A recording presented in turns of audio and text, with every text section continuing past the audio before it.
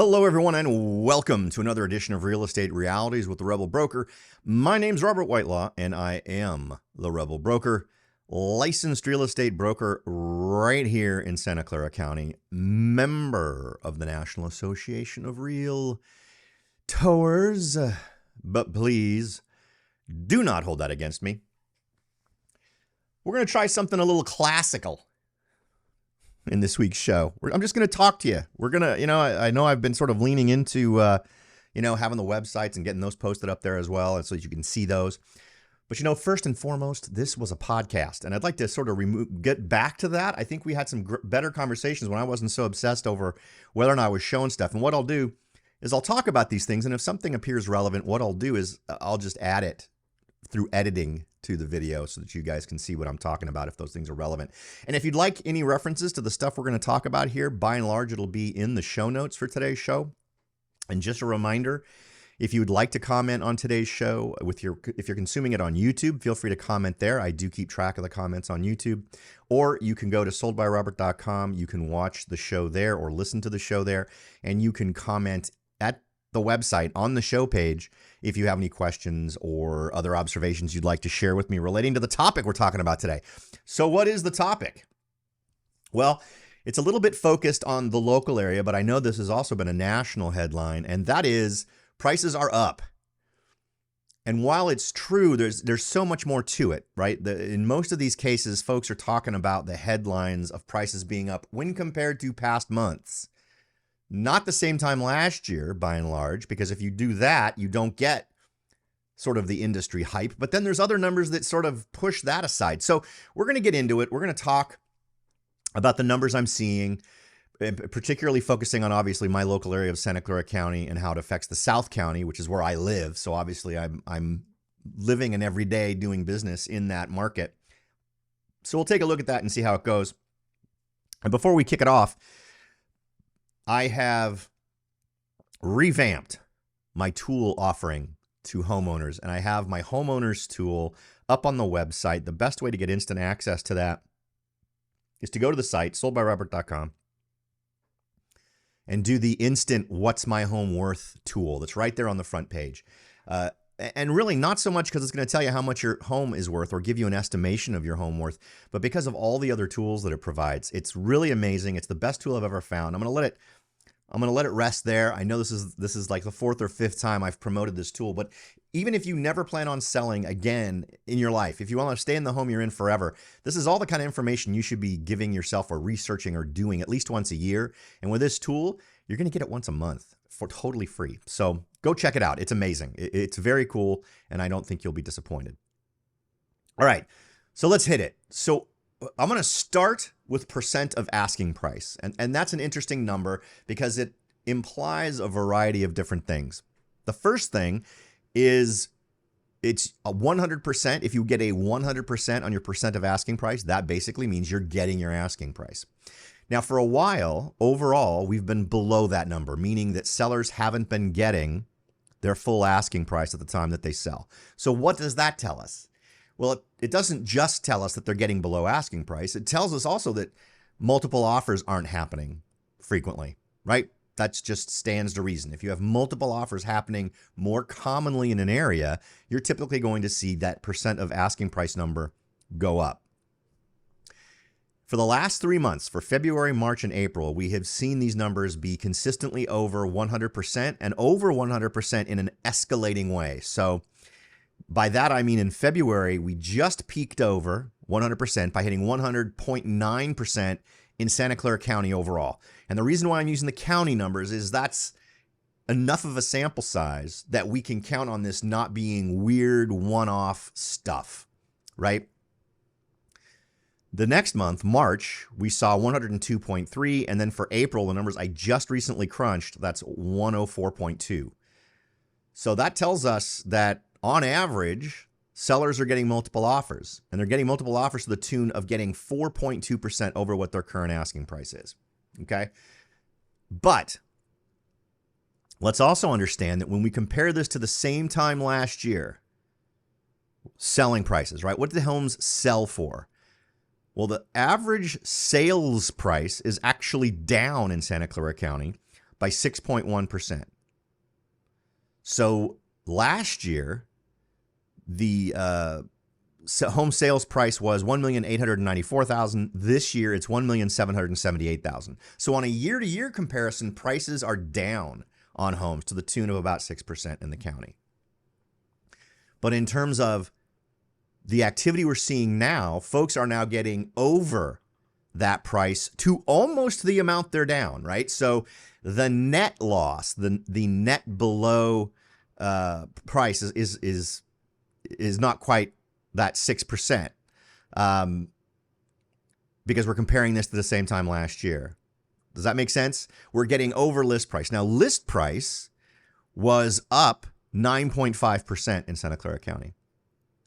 And sales price is below that by about $200,000. So the dimensions that we're juggling here are buyers' demand and how much they're willing to offer when faced with a certain list price, which right now is showing they're offering over asking price. The second dimension is what are sellers' expectations? And sellers' expectations are clearly much higher than they should be. And then sales prices are showing a decline from the same time last year, but are tending to end up being higher than what they were originally listed for. So there's a lot of balls in the air right now. And that's worth paying attention to when you've got that many weird things going on.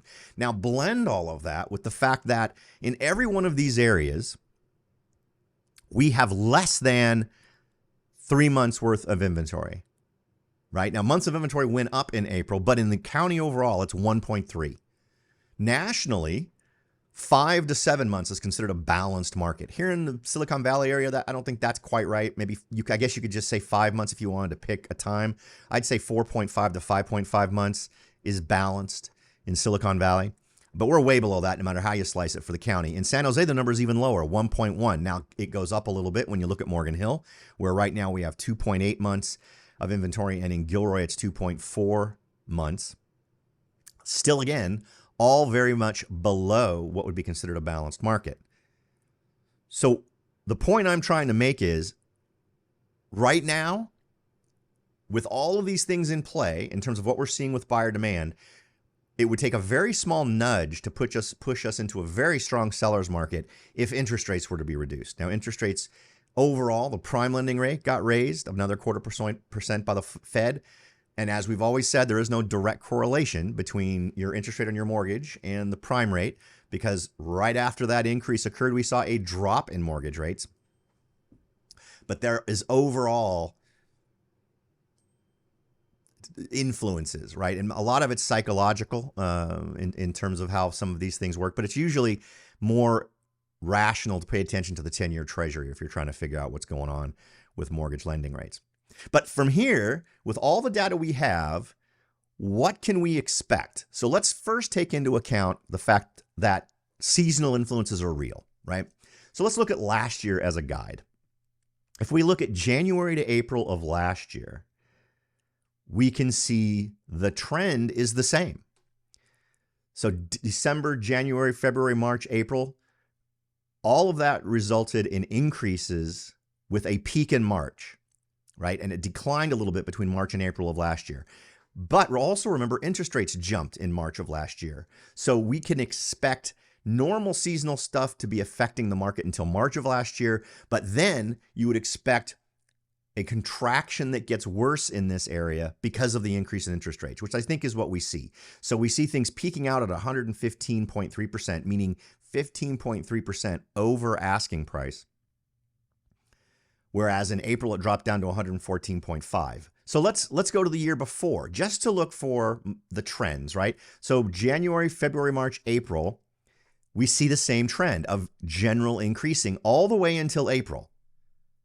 And then it peaked in April of 2021. Because we've got that one weird March of 2022, we're gonna ignore that and try to figure out just what the seasonal influences are. So that would mean, and if we look at past years, this tends to be true as well. That would mean we have now reached the peak of percent of asking price because of the way the market tends to work yearly. So that would mean from here on, we should expect a decline in this number. Well, where would we end up? Do we end up back below 100%? I think there's a fairly reasonable argument to be made that yes, we will potentially end up below 100%. So here is if we want to go for the bigger headline of today's show is, are all these headlines that are singing the praises of the market correct and everything is great and the worst has now been behind us? I would argue no, it is not. The news we are seeing today is the best news we should get all year, because let's explore for a minute the other things that all are awesome at this time of year. So we've talked about the asking price numbers. Let's talk about sales price. Well, sales price tends to be at its highest in April. If we look at April of last year, we can see that April, May is right around when prices peaked. We can see that in April and May of the year before that, in 2021. That's when things peaked. So in terms of the best news for sellers, this is it. This is the month when these things all tend to happen. I don't think we can expect this to be the good news we see for the rest of the year. Now let's look at days on market. Days on market tends to be the lowest in April. It is this year so far. Last year in April, it was at, what does that look like? 9 days. And that was the lowest in 2022. In 2021, the lowest was April, maybe a little bit in line with June and July, which were also lower. But I'm guessing that that's about the same number. So the bottom was April. So that's it for days on market. In terms of total number of homes sold, we actually had a decline between March and April for the county. In March and April of last year, we saw an increase between March and April. Between March and April of 2021, we saw a dramatic increase. So where does that leave us? The total active listings actually went up between March and April in the county. So we are... Let's do the final survey. Let's do that final. We're standing on the top of the mountain. We got our binoculars out. We've got all of these stats arrayed out in front of us. We've hit the peak of what folks, and remember that percent of sale list price is basically a demand number. It means that demand was so high that in order to buy the house you liked in the marketplace, you had to offer more than it was worth. Not more than it was worth. That's not fair. More than it was listed for, because someone else wanted to buy it as well. So there was that competition element, right? We're now at the peak of what that should be given year-to-year numbers, right? Sales price, we're at the peak of what that should be given year-over-year numbers. We've got all of these things happening, but the one thing that's super different is the number of homes sold declined between March and April, which is very uncharacteristic for this time of year. The last 2 years, it's been huge escalations in homes sold. What did we see increasing? Total active listings and new listings.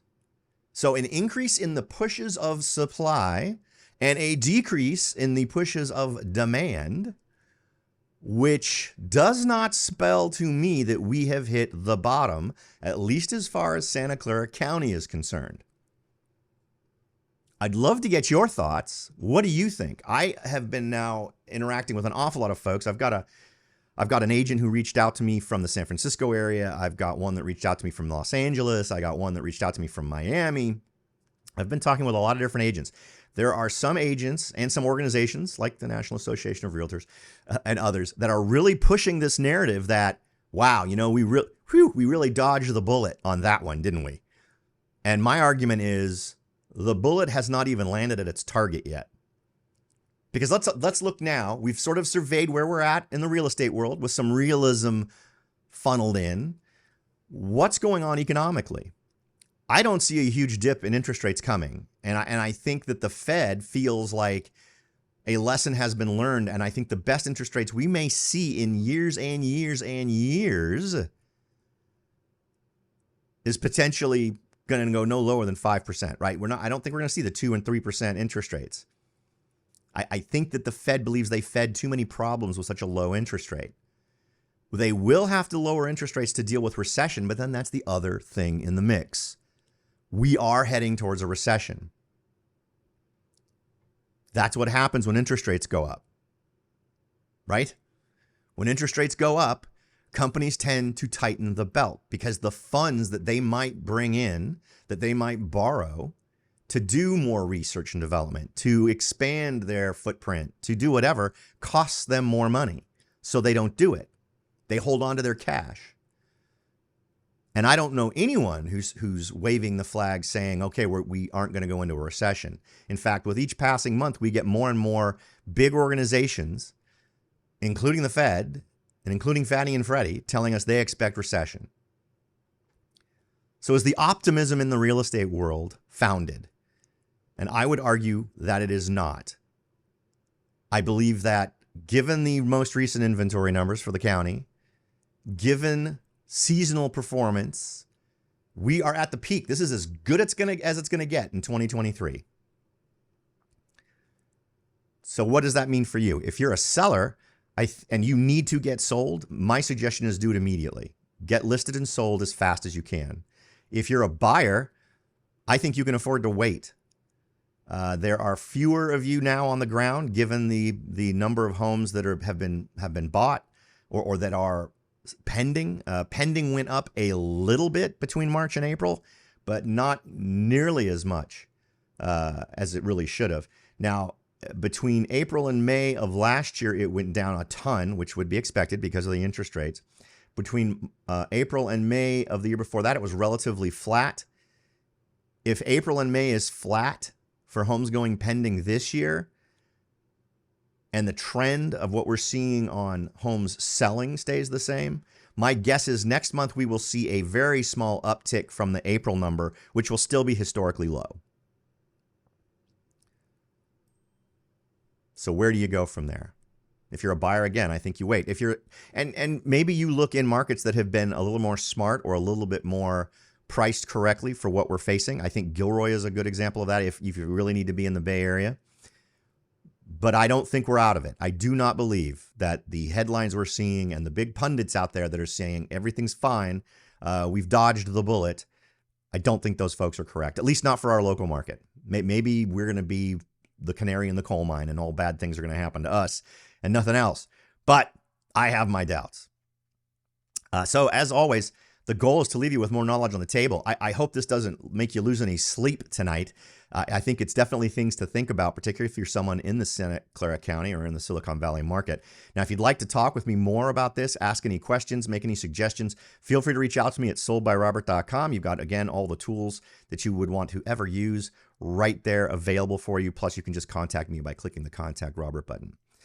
All right, folks, thanks again for listening. I'll talk to y'all next time.